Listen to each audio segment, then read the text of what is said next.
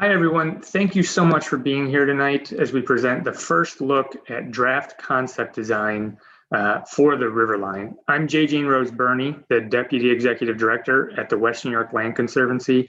I'm glad you could make it tonight to watch this presentation and to give us your feedback. The total presentation tonight should be under an hour and a half. If you have questions during the event or comments you'd like to share with us, please email them to theriverline@wnylc.org. We won't be able to answer questions from the YouTube chat section, so send an email to that email. There will be a questionnaire on our website after the event so that you can provide feedback to some of the questions we have for you.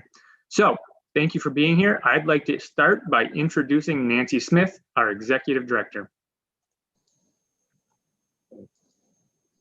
Welcome everyone to tonight's first look at the concept design for the Riverline. Thank you so much for joining us.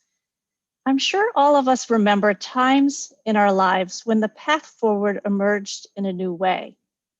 It's a moment in time, there's momentum, and suddenly there is clarity and a brightness for a new direction.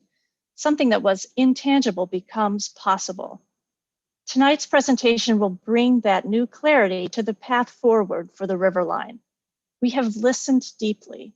We have assembled a passionate and talented design team who has worked to paint our community's vision onto the landscape. Tonight, we share our first look at your creation, which, if it is successful, will match your vision in places, plants, and programs.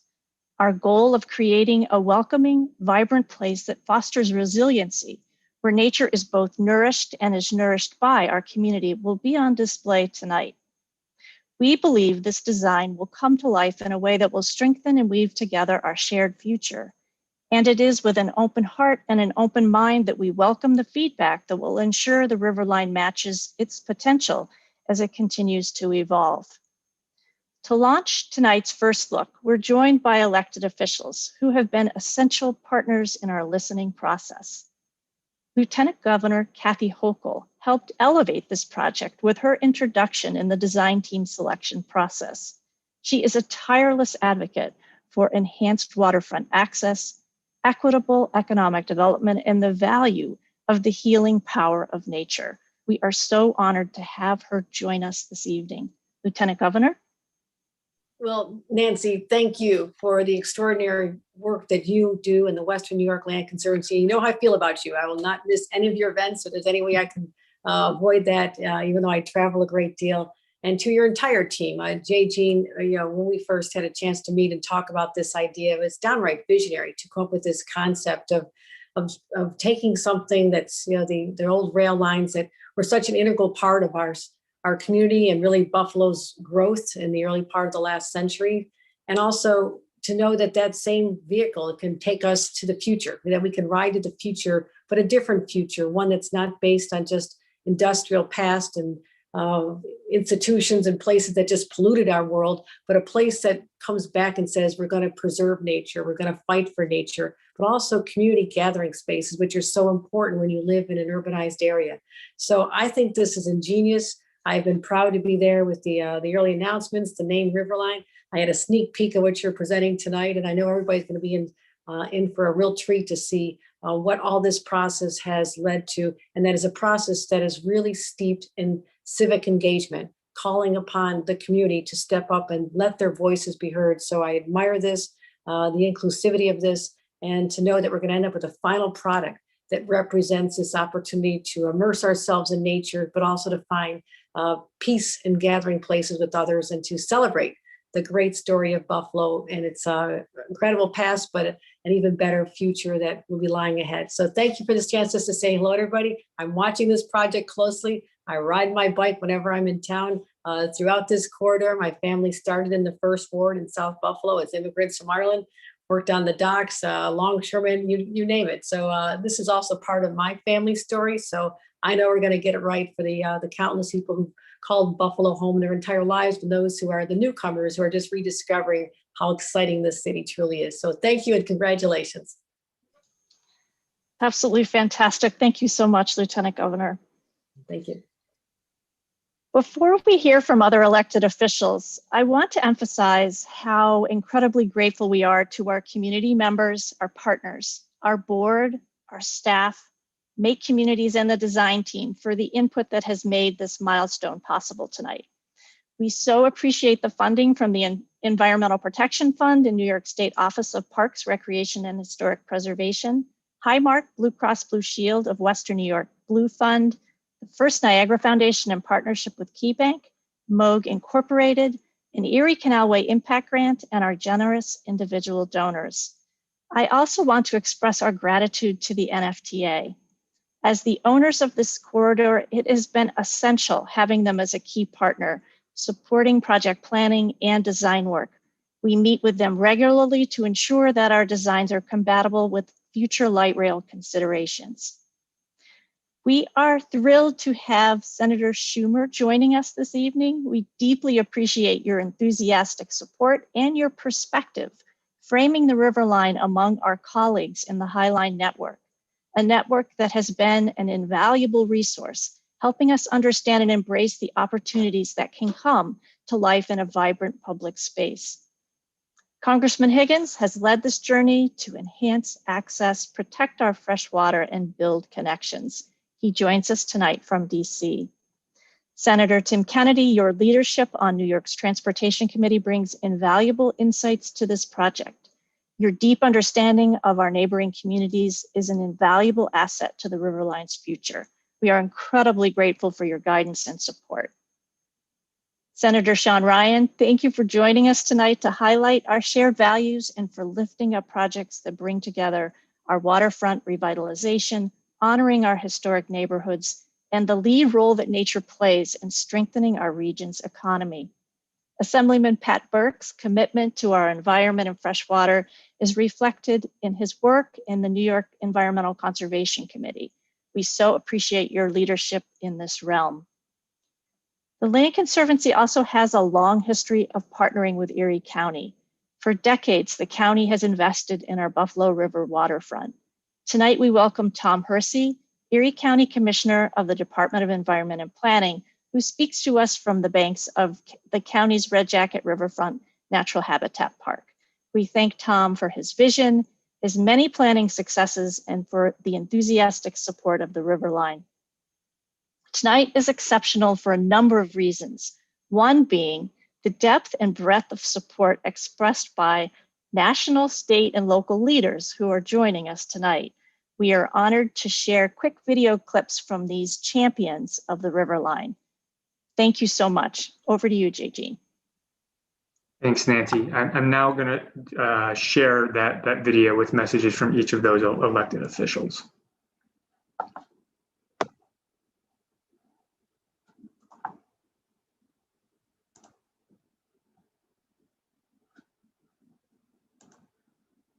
Hi, this is Senator Chuck Schumer, and I'm so grateful and excited to join you today. First, I'd like to thank and commend Nancy Smith and the whole team at the Western New York Land Conservancy for their foresight and progressive vision to bringing the Riverline to life. Over the past 4 years, this project has grown from infancy into a thriving and vibrant example of what can be accomplished when a dedicated group of people with a good idea put their dreams into action. Here in New York City, there's the High Line. Chicago has the 606. Our neighbors to the north in Toronto have the Bentway, and now Buffalo will have the Riverline. As we unveil the first designs tonight, we'll be able to see firsthand the transformational nature of this project. Connecting the core of downtown Buffalo with the Buffalo River will not only provide a scenic place to walk and bike, but will serve as a catalyst for a whole new greenway system that can connect communities across the city. Furthermore, the development of the old DL&W line into a sustainable green space is a testament to the idea of finding 21st century solutions to 20th century problems. I'm thrilled to be part of this unveiling, and I'm looking forward to working with Nancy and the rest of her team on this project for years to come. Go Bills! I want to congratulate the Western New York Land Conservancy for another important milestone in the development of the Riverline, a visionary project that will not only provide new recreational opportunities for the historic neighborhoods along the Buffalo River, but will also connect us to the river's natural environment and to our city's industrial heritage.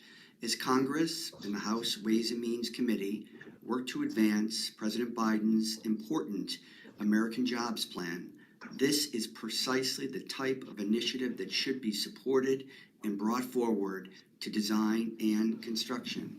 Again, I commend the Conservancy and their great leader, Nancy Smith, on this latest milestone. Their robust, meaningful, and proactive engagement with the neighborhood and other stakeholders will be a model for similar efforts in the future. Hello, everyone. Thank you for inviting me to be a part of this exciting event. We're one step closer to seeing the Riverline come to fruition. Tonight, we'll see the early design concepts for the Riverline, an accessible, interactive green space that is truly being driven and created by each and every one of you.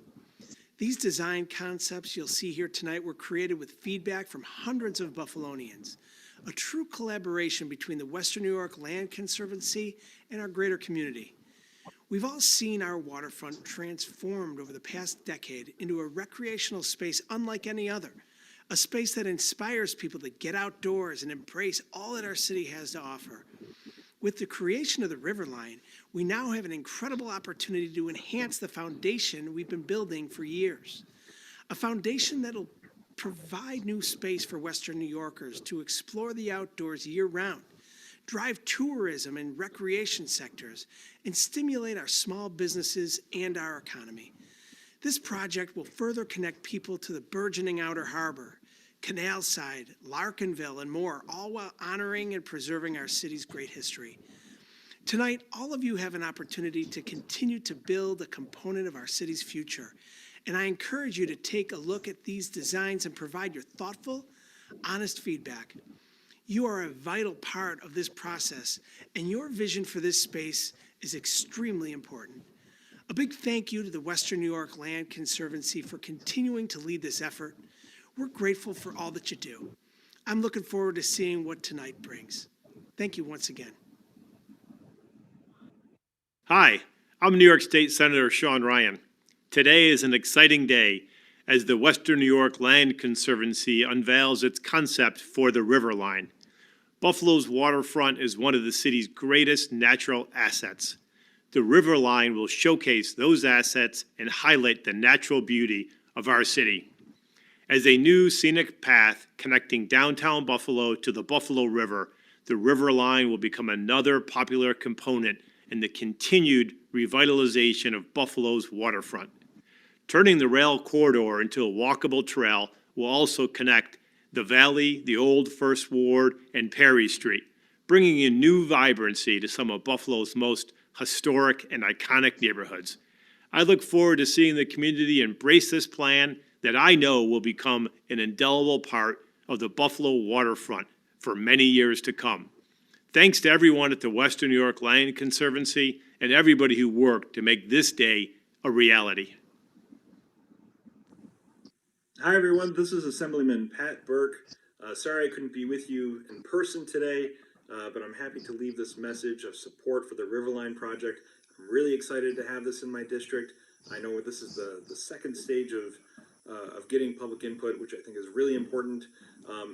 But you know, Buffalo has quite a few historical mistakes when it comes to the environment, when it comes to regional planning, and unfortunately, a lot of our communities were split up. So getting to the stage where we're reconnecting our communities and being conscious about our environment is really just an exciting and great thing. So I'm happy to see this project, building up and hopefully coming to fruition.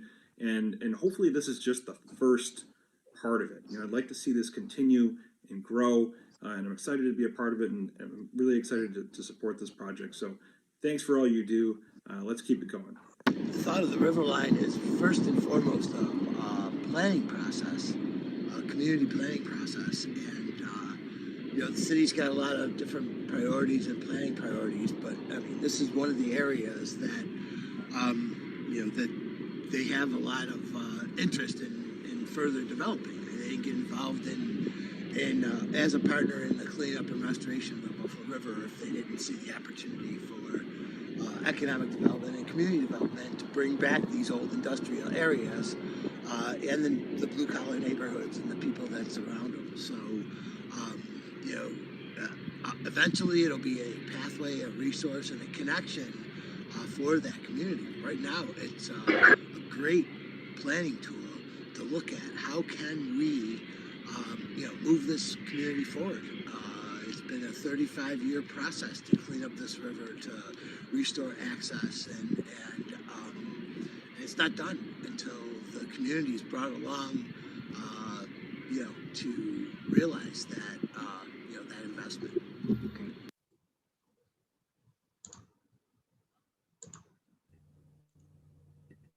Yeah, it's really encouraging to hear all those messages of support, and I'm really happy that I think the video worked. I'm always nervous about the technology and having those transitions work out. So I'm glad that worked. Now I'd like to introduce Anthony Armstrong, our project manager.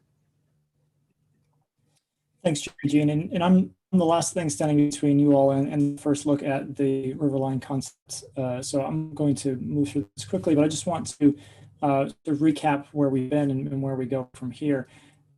We started this project, as you heard from some of our partners in the elected official messages, that we started this project a number of years ago with listening to the community, with over 1,000 people helping to create a vision for this place that we now call the Riverline. We also had nearly 100 design concepts from around the globe, giving us different ideas of what could happen here. We partnered with hundreds more community members to think about equitable development. How does the direct community benefit from this project, both from the introduction of accessible nature in their neighborhoods, but also the spin-off development that occurs? How does this happen with the community and support the community? Instead of being a burden or a barrier for the community, how do we turn this into something that creates additional opportunity? And that leads us into the design phase, where we're in part 2 of right now. This concept design phase started back in February, where our design team of W Architecture, Hood Design Studio, and Green Shield Ecology, who are all joining us tonight, presented a series of scenarios that they'll talk more about in the presentation. But we're thinking about this as a refuge or a series of gardens or as a recreation space. And based on your feedback, we brought us to the draft concept design, which is where we are tonight. This is where we've advanced those concepts to a place that helps us to understand what this can look like. And again, your feedback was very helpful for getting us here, and your feedback will be very helpful, necessary for getting us to the next piece of this project. And so we have this URL, wnylc.org/feedback. And here you'll be able to answer a survey for us. It's a quick survey. We want you to think about these questions as you see the presentation here tonight. What do you think of these draft designs in general? Do you think that the mix of refuge and gardens and recreation is right? What do you like most about the proposed designs? And then is there anything missing or anything that you don't like about what you've seen? This is available on our website in English and also in Spanish as well. And so, please be thinking about these and provide us that feedback, which is critical for us to move forward. So with that, I want to bring on the design team. You'll be hearing from Barbara Wilkes from W Architecture, and then Stephen Handel from Green Shield Ecology, and Walter Hood from Hood Design Studio. And each of them bring a special component to this work, and we're happy to be working with them all as we move towards the final concept design we'll be rolling out after we get feedback from you all tonight. Barbara, you want to start off the design for us? Hi, thank you. I'm Barbara Wilkes. I'm so honored to be here tonight, and thank you for joining us. As already mentioned, I'm here with several partners of our design team, Stephen Handel from Green Shield Ecologies and Walter Hood. Let me share from Hood Design Studios. Let me share my screen. We're so eager to report back. What happened to it? Here we go. We're so eager to report back on what we've heard and how it's impacted the design. So I'm going to discuss, we're going to discuss 4 basic areas tonight. I'll review community meeting 1, a brief overview. Stephen will review the planting strategy, how we will work with what is there. Walter will discuss what we have learned from your feedback at community meeting 1. in terms of your thoughts on the Riverline identity, programs, and activities. I'll finish by diagramming how these programs and activities fit together with the Riverline framework in a block-by-block walkthrough. Then, as Anthony mentioned, we want to know what you think about the concepts we show tonight by having you fill out the survey after the presentation. So let's get started. Okay. It's not forwarding.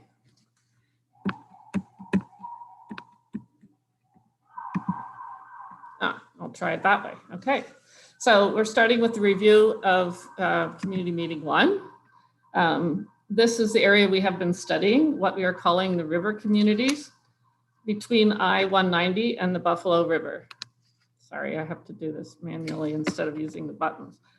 This is an area that was home to the Haudenosaunee as a part of the Buffalo Creek Reservation. It's an area that of intense industrial development, first the canals, then the railroads, including the DL&W, which is now the Riverline. And nature has reclaimed the former railroad tracks, creating a mosaic of habitats, which Stephen Hendel will discuss later this evening. Here you see it as it is today. At Community Meeting 1, we also discussed the elements that make up the framework for the Riverline. These include 3 categories.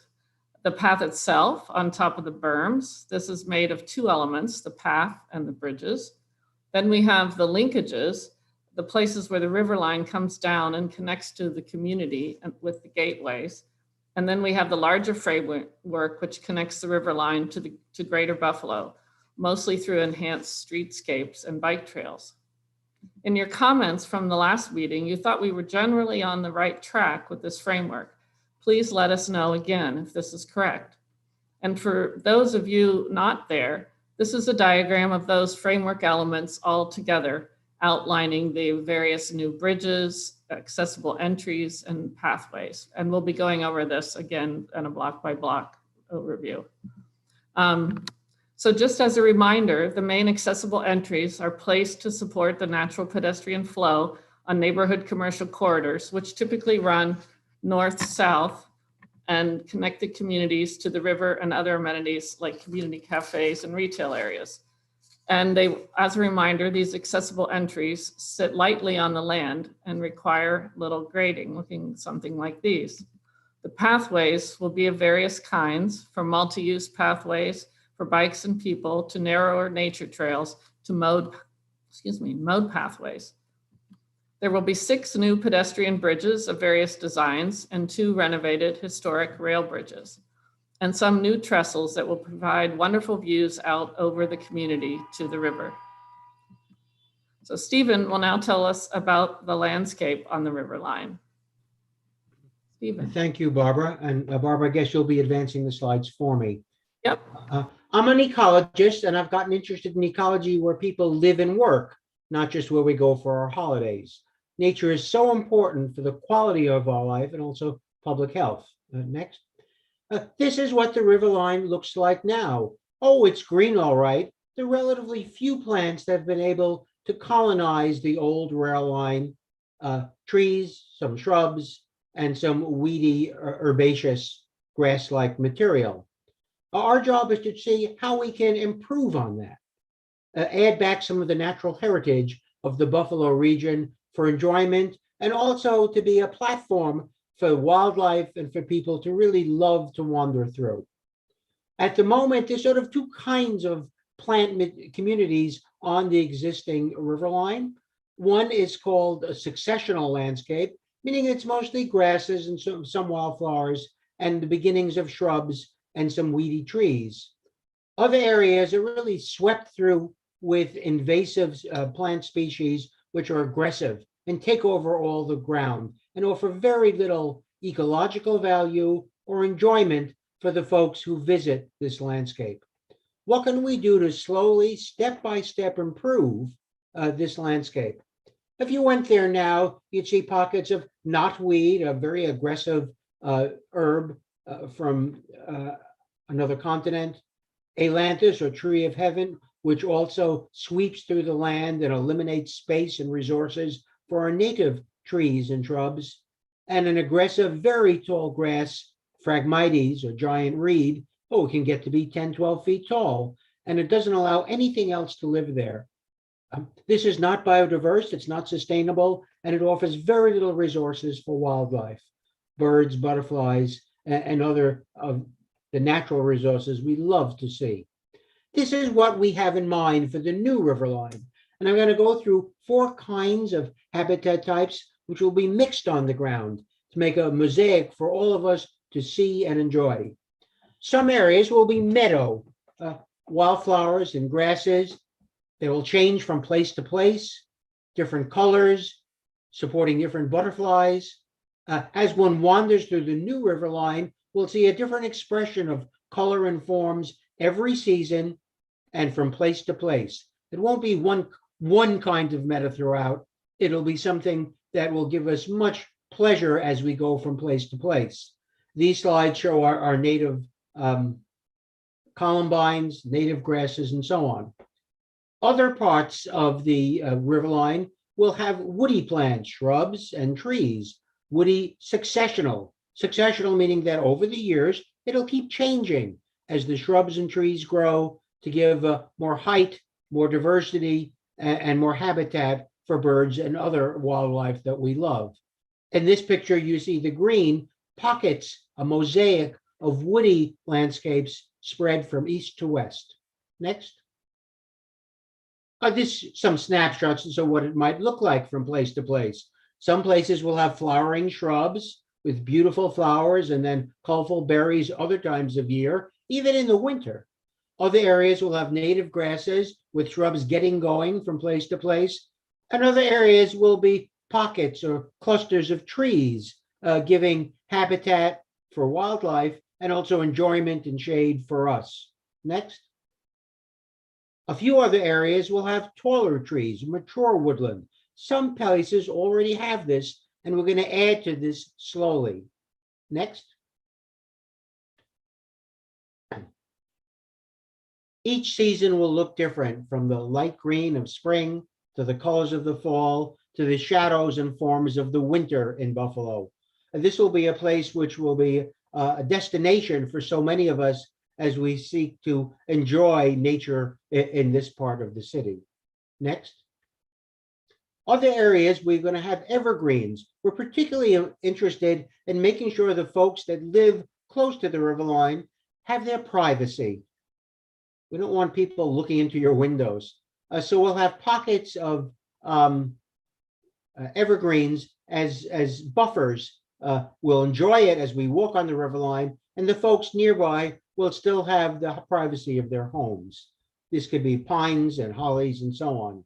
And finally, in the wetter soils, at the bottom of the hills and near the Buffalo River, other kinds of plants can live, wildflowers, shrubs, and trees that like very wet soil. Next. This is another expression of the Riverline nature and habitats, whether it's native azaleas to wildflowers coming out of the pockets of ponds and seasonal wetlands, with special birds that love to hunt along the ponds. And in the winter too, as these things freeze, a beautiful experience for those of us who get out in the winter to see this look of nature and see what sorts of critters use it in the winter months. Next. These 4 kinds of habitats will be spread in a mosaic. We're going to build this step by step. The first steps will be give us information of what succeeds best, what works best, what species can live on this old industrial landscape. And as we walk from place to place, it'll be endlessly exciting, different kinds of expressions of nature for us to see. It's not just one continuous park of, say, mowed grass. The Riverline will be a much richer experience and more valuable to us and for the wildlife of this part of the city. This landscape, these habitats, will be the platform upon which we build the refuge experience, the garden experience, and the recreational activities.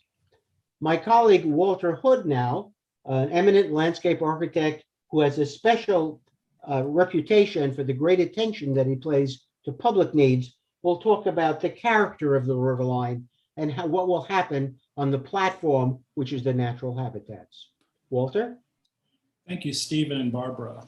Good evening, everyone. I'm Walter Hood, Creative Director of Hood Design Studio.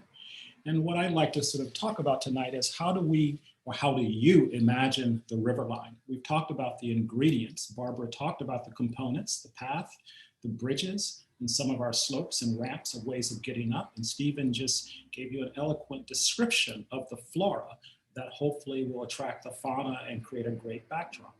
But during the first meeting, we asked you, how do you imagine it? And could you choose from 3 different ways in which we could begin to imagine? And we posited the idea of recreation, which most of us know. This could be anything from kayaking to walking and biking to gardens, things that are at a smaller scale that might be more idiosyncratic to the houses and to youth groups and to the flora and fauna. And then we posited this idea of a refuge. And I just want to take a moment to say, this idea came out of our community process, was one of the first nation's elders. And she mentioned this has always been a place of refuge. And it made us as a team really think of this notion of refuge in a different way, something that's much more multidimensional. And it was great that you gave that the highest response, because we actually see this notion of a refuge can be a place that's safe, a place that's sheltered, a place that's sanctuary, a place that gives us security, but most of all, it becomes a sanctum. Next slide. So thinking of the refuge, if we thought of this entire band of the line as a place that people will come to, and in the last year, we know this idea of creating a safe sanctuary is something that could be really powerful. But as we begin to imagine it, we need more input from you. Next slide. That begins to suggest the kinds of plants, the kinds of safety, the kinds of sanctum that we need. We still need to sort of paint that. And so as we go through the process, we're going to be building on the vocabulary of what this place might be. Next. And one of the areas that we think has really the most promise is the bridges, and that you're up high. And these views back out might begin to reflect, again, being in a place, having prospect right over the landscape, and then going down in the landscape and having more refuge. And so these views out, what are we looking at? What are we looking to? What places are we sheltered become really, really important. So the bridges become this function that allow us to sort of look out and understand the world in which we live and our everyday landscape. Next. The next one would be the distribution of program. You ask for a lot of things to happen here. And so as we go through, will we distribute the program heavily throughout? Will the refuge have less program? Will the recreational areas have more program? Do we look to the neighborhood scale for smaller spaces? Do we look to the larger scale for larger spaces? Next. And then how do we begin to incorporate these other highly more robust planned spaces? When we think of, again, recreation, how do we think of these? Are they monocultural? Are they diverse? Are they separate spaces? Are they tied to the larger idea of a refuge? And then the notion of a garden. Do we want those to be always open and interconnected with the residential fabric, or do we want them to be open to the streets? But these are some of the ideas that we can begin to make decisions for as we move forward. Next. And now Barbara will take you on a walk down the Riverline. Thank you, Walter. So you also gave us a first step on a little more detail on what do you want to do on the Riverline. These are some of the kinds of activities that you voted on the last time, and the ones outlined in red are the ones that got a majority of people saying that those would be desired activities. There are things like nature trails, wildlife viewing, and quiet places in the refuge. In the garden, activities like butterfly gardens, stormwater gardens, and neighborhood gardens.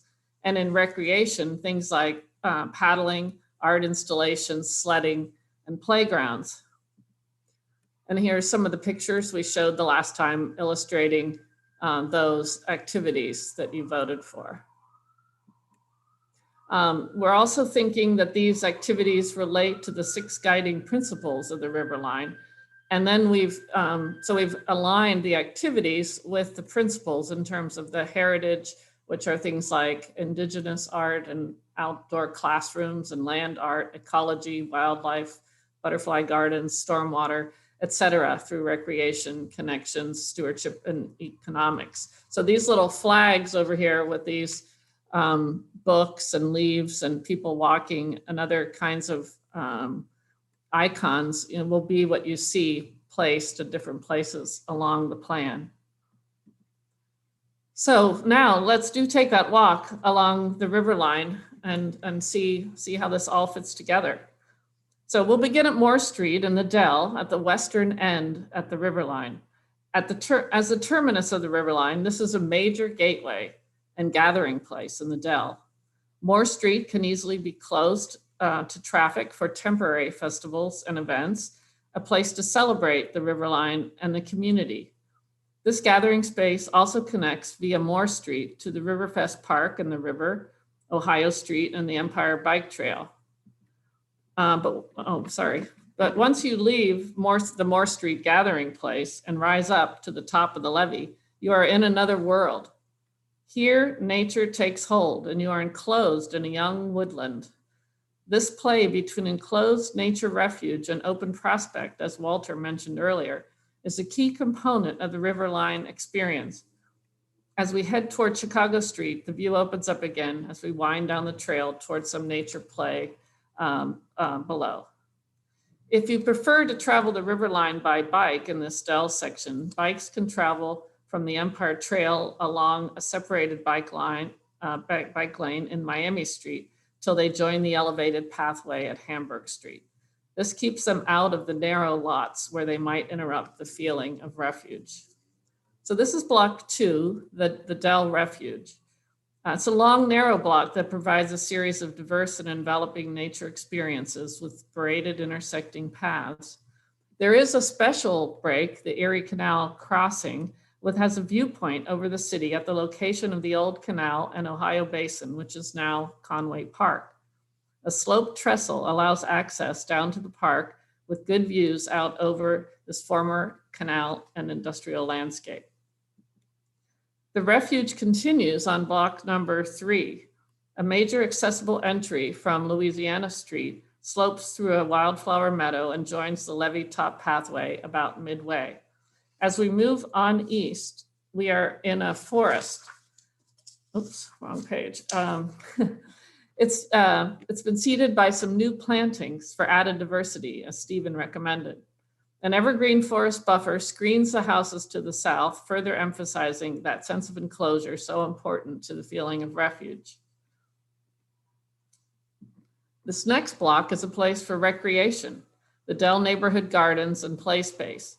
This is replacing a large area of monoculture with a play slope for sledding and slides and community gardens on the top of the hill, creating a small-scale neighborhood gathering place.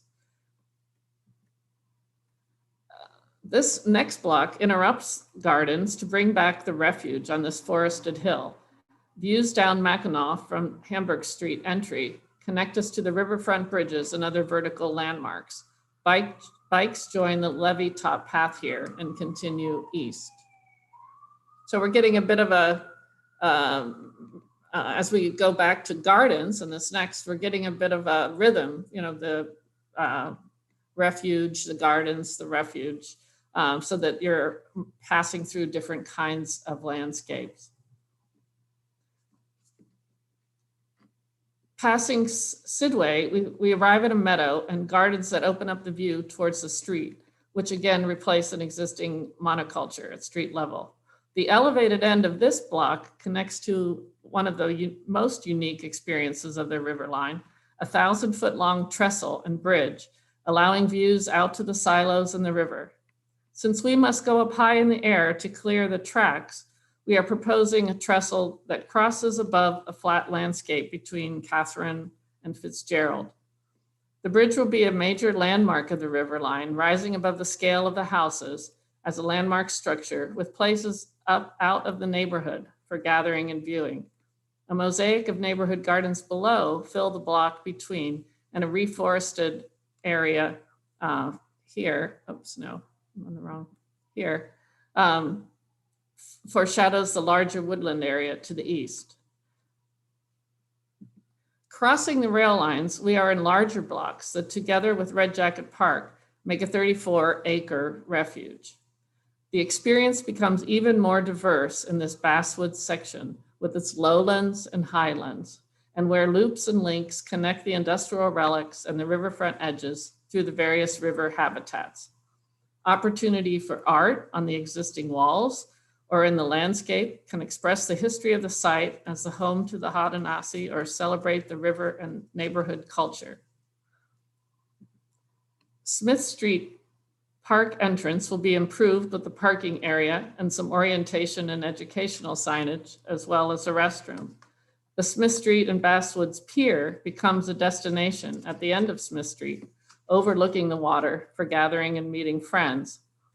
The River Cove to the east of the pier terminates with a view of the Tilted Bridge and is another unique experience on the Riverline, a place for watching the wildlife and the boats or hearing the river splash.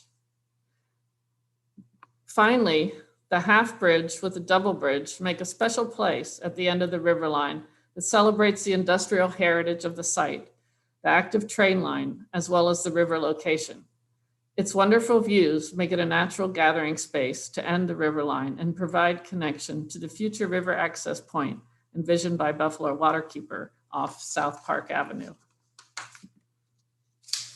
I hope you found this to be an enjoyable tour, one that you want to experience as it unfolds, and one that you want to tell us more about for each and every block as they go into further design. So which one will be your favorite, do you think? And are there experiences that we have missed? Please let us know as we move forward in this design. Thank you. Thank you so much.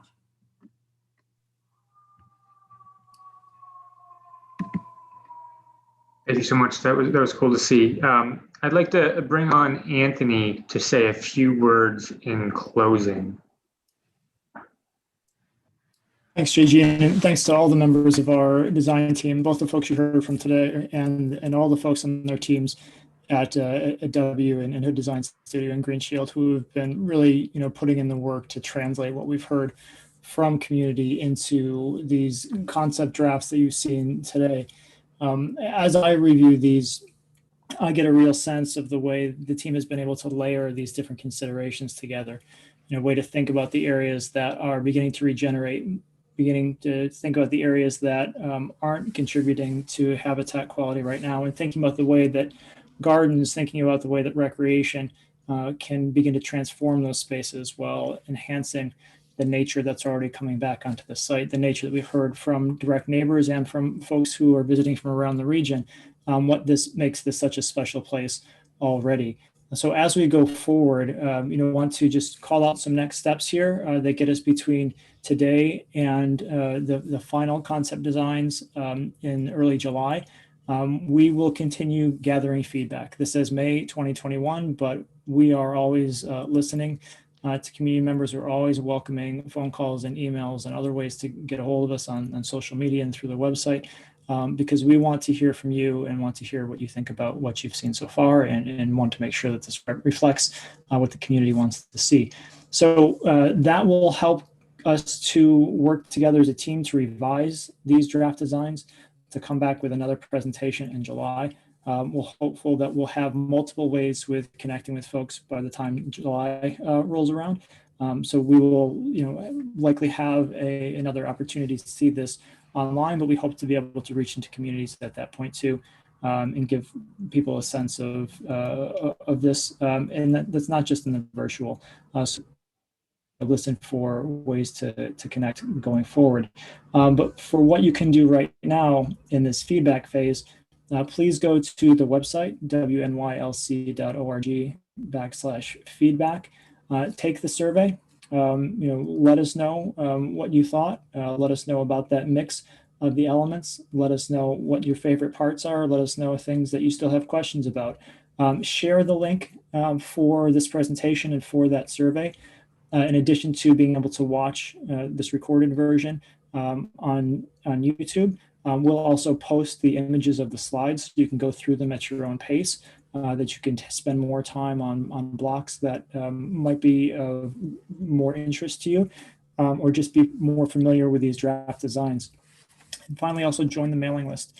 We want to make sure that you know about other opportunities to connect.